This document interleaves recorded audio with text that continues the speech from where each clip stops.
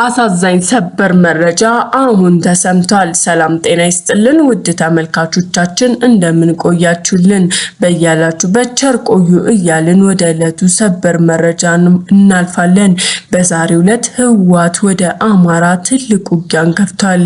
አብይም ከህወሓት ጎን እንደሆነ ተሰምቷል።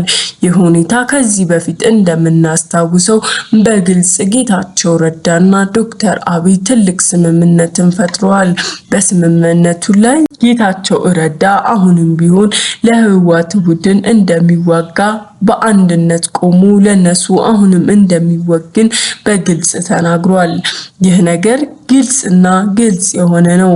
አሁን ላይ ሁለቱ ፓርቲዎች እጅ ለእጅ ተጨባብጠው በጎጃም በኩል የሚገኘውን የአማራ ህዝብንና የፋኖን አባላትን እየተዋጉ እየገደሉ ይገኛሉ።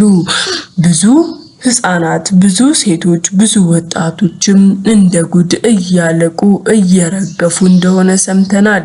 ይህ ውጊያ በዚሁ ለ3 ቀናቶች እንኳን ከቀጠለ ጥሩ የሚባል አጨራረስ አይኖረውም።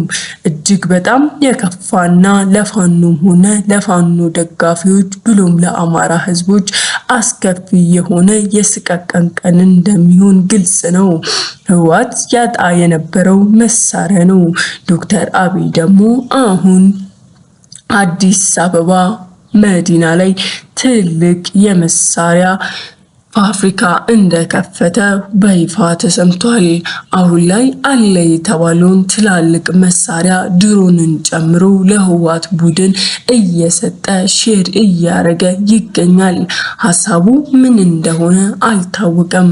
አንዳንዶች ህወሓት ጋር እጅ ለእጅ ተያይዞ አንዴ አማራን ይበትንና የአማራን ፋኖን አጥፍቶ ከዛ ደግሞ ቀጣዮቹን ራሳቸውን አጥፍቶ በግልጽ ሀገሪቷን መቆጣጠር ወይም ደግሞ ብልጽግናን ማስፋፋት እንደሚፈልግ ሲሆን፣ አንዳንዶቹ ደግሞ እስከ መጨረሻው ፋኖን እንጂ የማይፈልገው ከህወሓት ጋር ችግር የለበትም ሲሉ እየተሰሙ ይገኛሉ።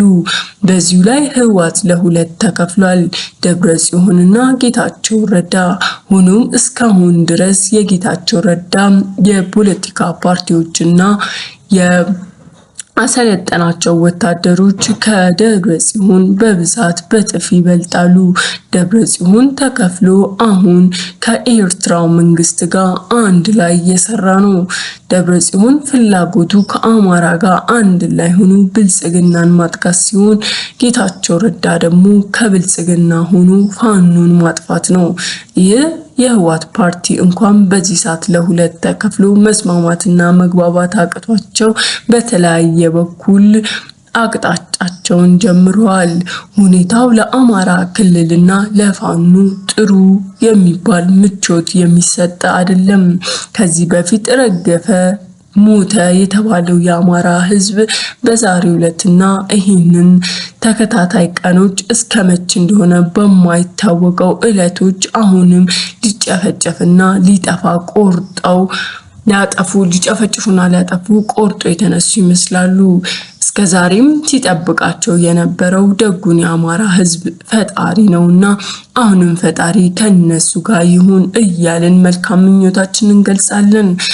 የፋኖ ዋናው ትልቁ መሪ የሆነው ዘመነ ካሴም አስቸኳይና ፈጣን ምላሽ እንደሚሰጥ ተስፋ እናደርጋለን። አዲስ ነገር በደረሰን ሰዓት ወደ እናንተ የምናደርስ ይሆናል። መልካም ቀን።